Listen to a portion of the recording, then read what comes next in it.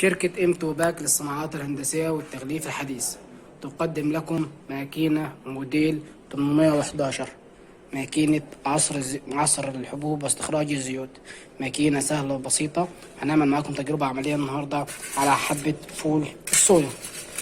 حبة سهلة وبسيطة والماكينة سهلة، وهنتعرف على بعض أنواع الحبوب اللي بتشتغل عليها الماكينة.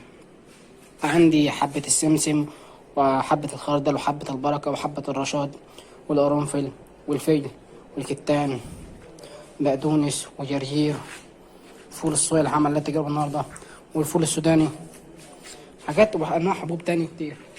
نقدر نعمل أكتر من نوع حبة. الماكينة شغالة بكهرباء البيت العادية 220 فولت.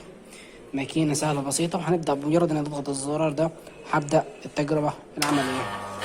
عندي هنا الأدوس ده اللي بحط فيه المنتج بتاعي بتشتغل بيه الماكينة.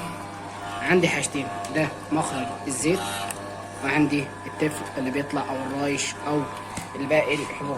ده ليه استخدامات تانية في الصناعات، بس احنا العنصر الاساسي بتاعنا اللي هو الزيت. بنحط له مصفى تاني عشان خاطر نصفي الزيت برضو لو كان فيه اي شوائب. ماكينة سهلة الصيانة، سهلة التشغيل، سهلة التنظيف.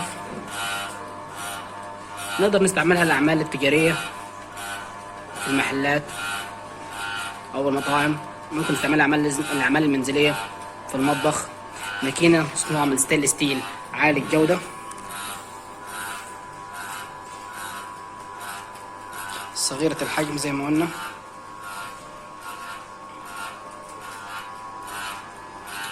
ماكينة موديل 811 لعصر الحبوب واستخراج الزيوت، مقدمة لكم من شركة إمتوباك للصناعات الهندسية والتغليف الحديث.